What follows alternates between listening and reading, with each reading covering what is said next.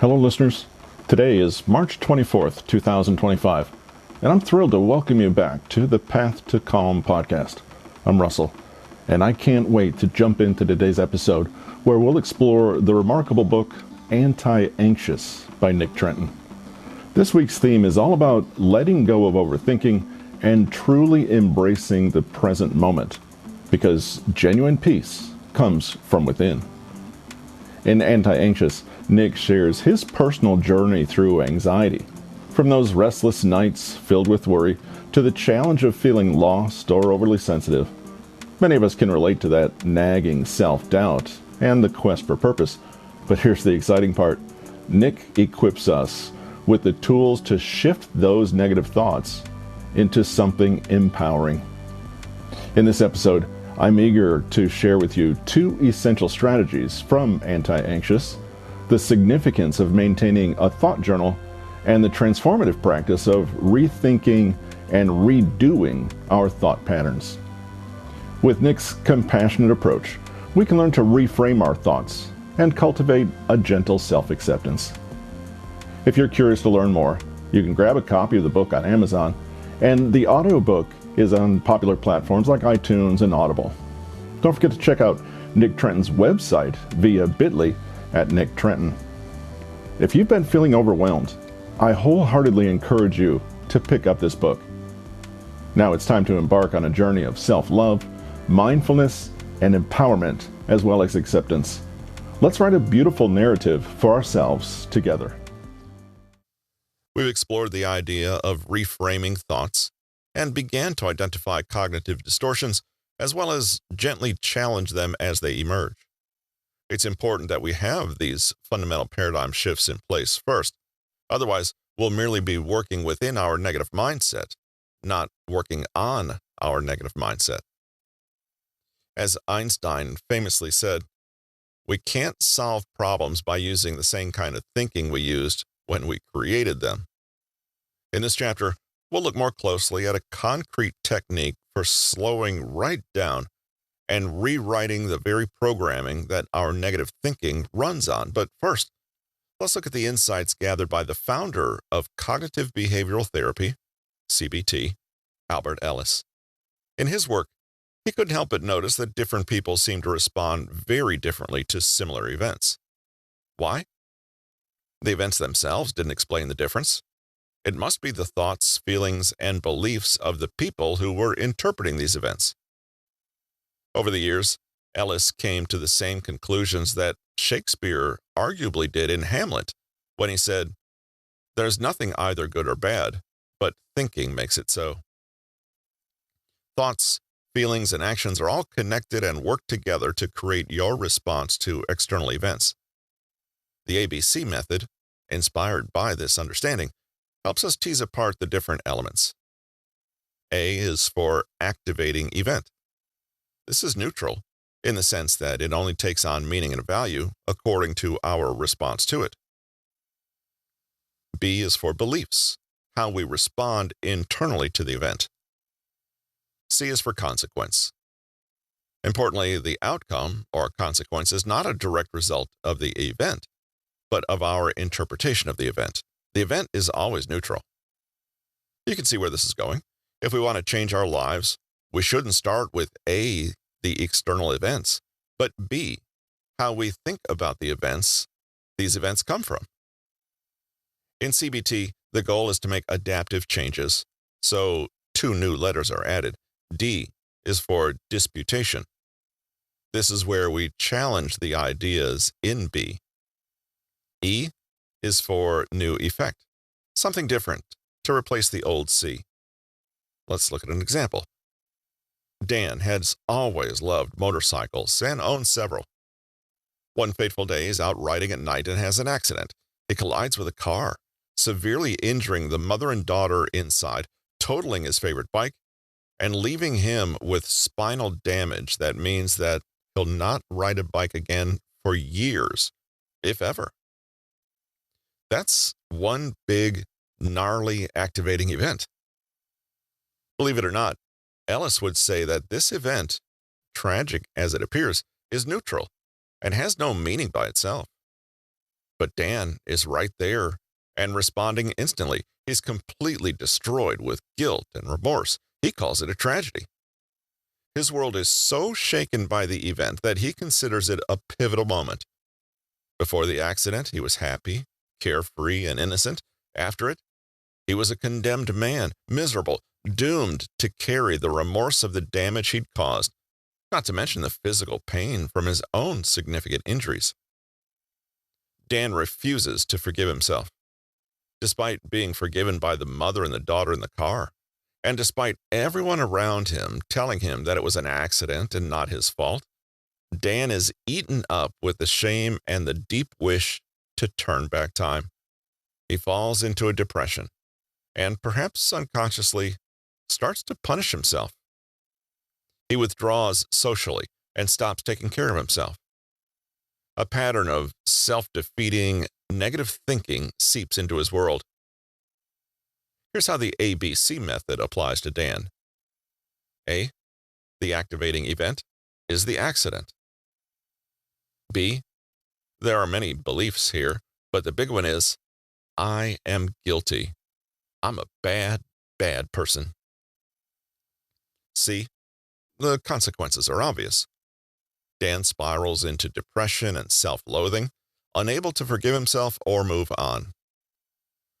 Now, the ABC part of the model is a roadmap to help explain the relationship between thoughts, feelings, and behavior. But it's only when Dan seeks therapy with a CBT psychologist that he is asked to add on the other two letters and work through this dynamic so it can be transformed. Filled with grief and distress, Dan enters therapy and wants to talk about the details of the gruesome accident. The therapist listens, but he's not interested so much in the details of the story as he is in the meaning underneath them. He listens for the beliefs that inform the way Dan talks about his experience. Dan uses plenty of cognitive distortions, catastrophizing, should statements, and a heaping dose of personalization. But the therapist doesn't engage with these. Instead, he becomes curious about the core beliefs that these distortions are serving. They work together, and Dan becomes aware of the story he's telling himself about the event.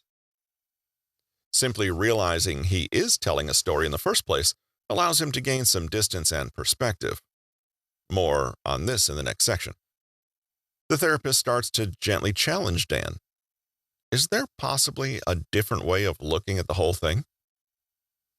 Seeing clearly how the current story is damaging his life, Dan agrees he has nothing to lose and that he'll try out a different perspective. It was a sad and regrettable accident, but I didn't do it on purpose. It's true that I am responsible for the pain caused, but I never intended to hurt anyone, and that means I'm not a bad person, but just a person who made a mistake. Carrying shame and guilt doesn't serve anyone, including me. It's okay that I've found this difficult, but I can also give myself permission to move on now and live my life again. So, is that the right story? Maybe. Dan could also tell another one. The day of the accident was the worst day of my life, but despite all the pain, I am grateful it happened because it taught me something precious, to never take anything for granted, to live while I can, and to appreciate every moment I have. That means going out there and living life in the best way I possibly can so that when it's my time to die, I know I've lived well and will not be filled with regret. Completely different story. In fact, there are probably an infinite number of stories to tell about this event. None of them are right or wrong. However, all of them will lead to particular consequences. Are those consequences in line with a happy, healthy life that we want to create for ourselves? That's how we tell if a story is one we want to adopt. Often, CBT is simply presented as a way to make simple and superficial tweaks to single sentences. For example, instead of saying, "This is hard, I can't do it," you say, "This is challenging, but I'll try my best." Make no mistake, This sort of alteration is incredibly helpful. It's just that in real life, you've probably noticed that your problems tend to take the form of stories rather than simple discrete statements. You can use the principles of CBT in your own life. By using a thought journal, you can carefully work through the three elements: event, belief, and consequence, and start to replace destructive or unhelpful beliefs with better ones. Before we look at that, though, here's a note on what better looks like when it comes to thoughts. No, they don't have to be relentlessly positive, but a good replacement will be accurate. It's a close reflection of external reality. Helpful. It actually assists you in achieving what you want in your life.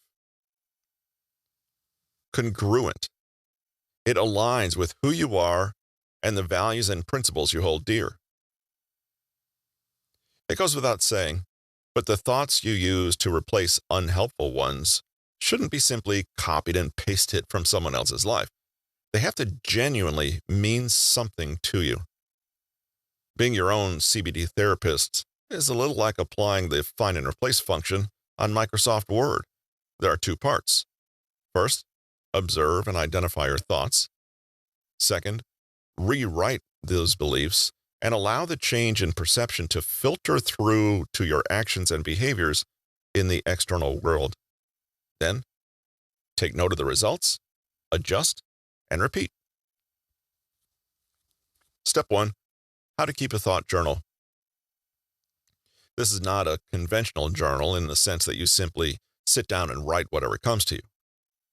While doing so has some therapeutic value, you'll want to be a little more focused and deliberate when keeping a thought journal. You're trying to understand, what are the main events that have occurred in my life?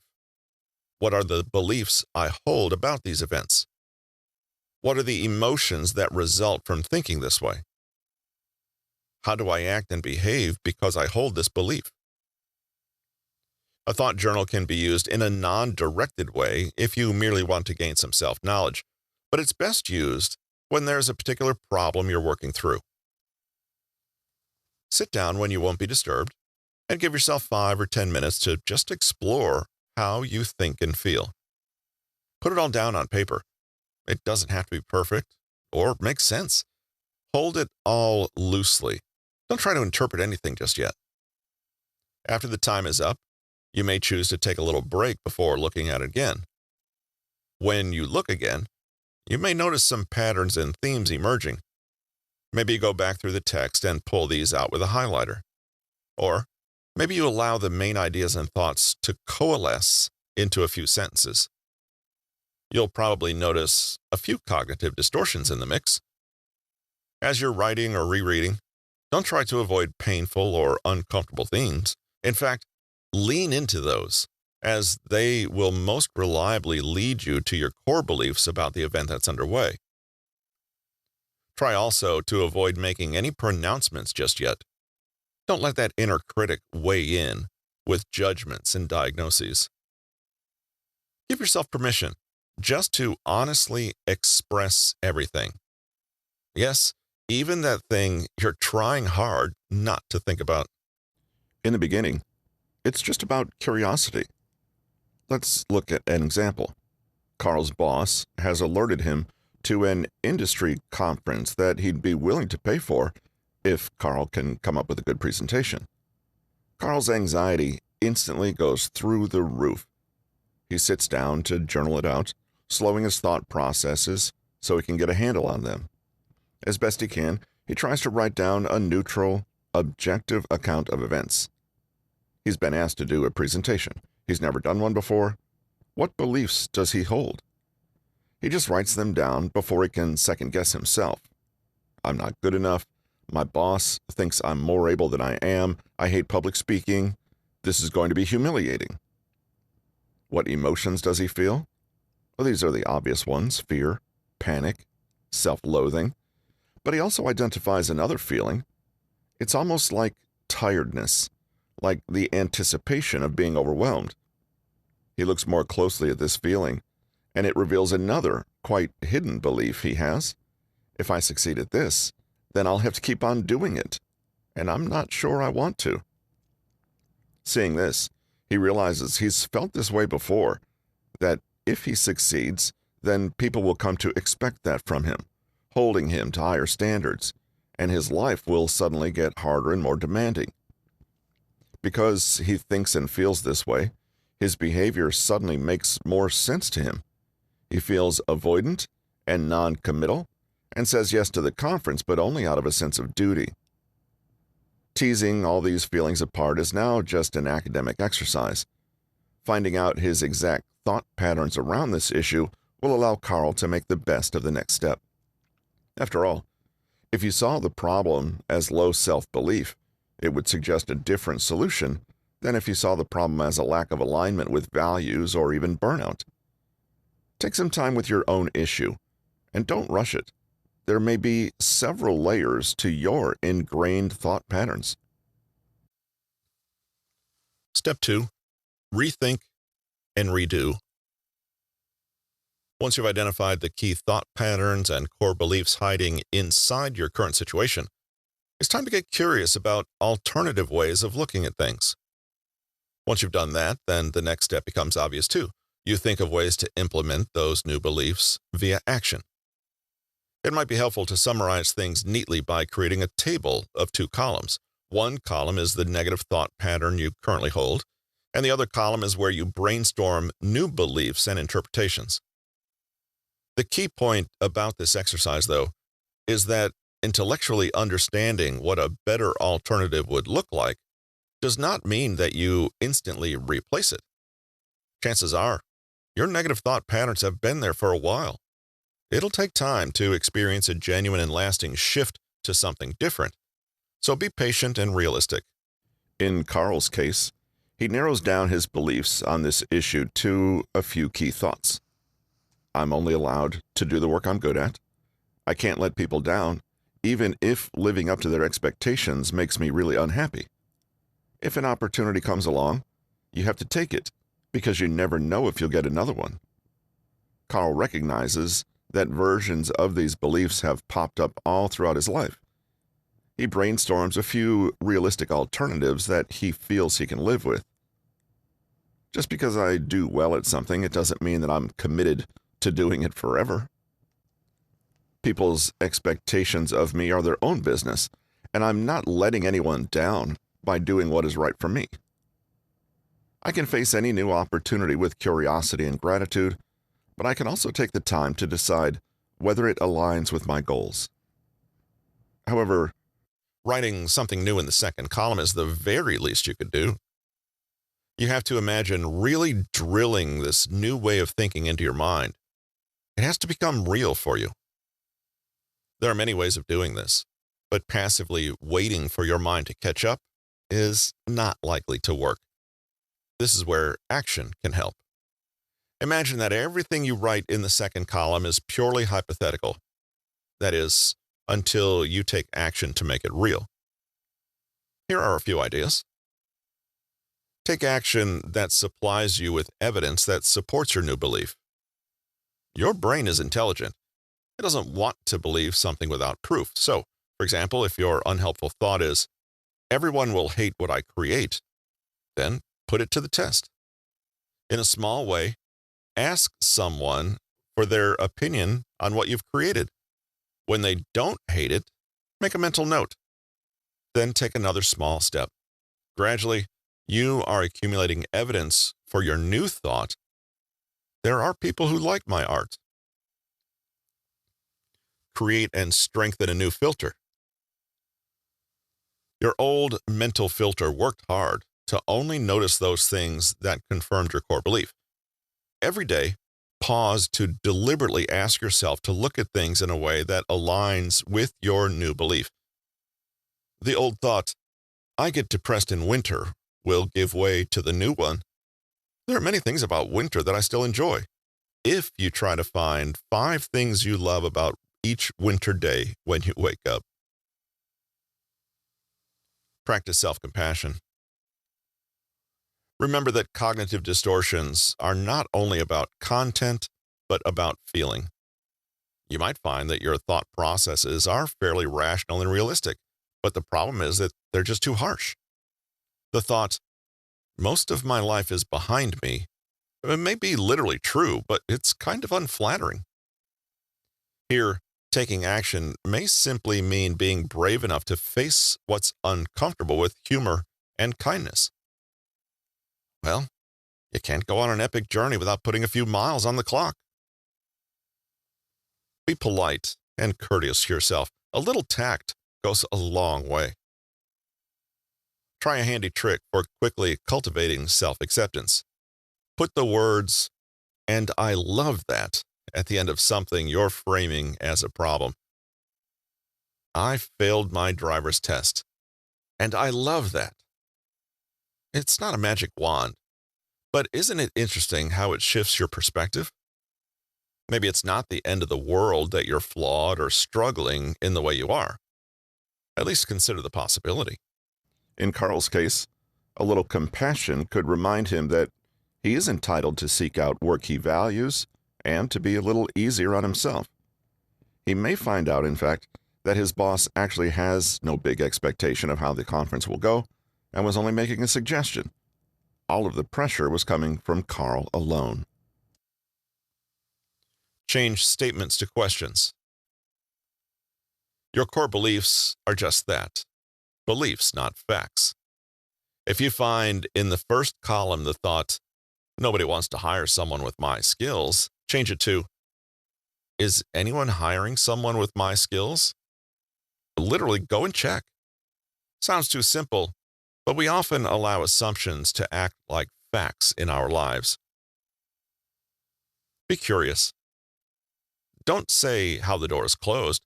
Ask about any other doors around you that are open. In fact, while you're at it, ask about secret escape routes hidden under the floor you're standing on. Carl could simply come out and ask his boss, "If I really do well at this conference, do you envision asking me to make more presentations in the future?" Imagine all the stress that Carl could avoid if the boss says, "Not at all. I just thought you might enjoy it." Go into learning mode. A great trick is to ask yourself, how? Instead of saying, "I can't do this," say, "How can I do this?" If something isn't working, don't focus on that fact. Ask what does work. If you have the belief, "I'll always be bad with money," then combat it with a very concrete, realistic question, "How can I start to improve my financial literacy?" This way, you're not getting hung up on the fact of a challenge or obstacle. You're just skipping right over it and refusing to dwell, instead asking what happens next. One very powerful question to ask, no matter what you're struggling with, is, what kind of person do I have to be right now to cope with this well? Thank you so much for joining us on The Path to Calm today. As we conclude this episode, I truly hope that Nick Trenton's book, Anti-Anxious, has sparked inspiration within you to take charge of your life by reshaping your negative thoughts into a more fulfilling narrative. Remember, we all hold the incredible power to rewrite our thought patterns. Tools like the ABCDE acronym, maintaining a thought journal, and questioning whether our beliefs serve us can be incredibly transformative. Now's the perfect time for you to reflect on whether your current thoughts about life align with what truly matters to you. Don't allow overthinking to dampen your mood. Start today by discovering new ways of thinking and embracing self-compassion as you base your beliefs on evidence rather than fears or assumptions. Remember, life is shaped by our thoughts. Are you choosing to take control, or are you letting negative patterns dictate your narrative? The power to transform your story lies within each of us. So let's embark on this journey today by re-evaluating those beliefs that don't serve our highest good. And don't forget, Nick Trenton's book is available on Amazon. If you're interested in the audiobook version, check it out on Audible or iTunes. Can't wait to see you next time when we'll dive into another fantastic tool to support your journey toward inner calm, empowerment, and peace. Until then, be present, find peace, and keep calm by embracing a new narrative today with Nick Trenton's Anti-Anxious.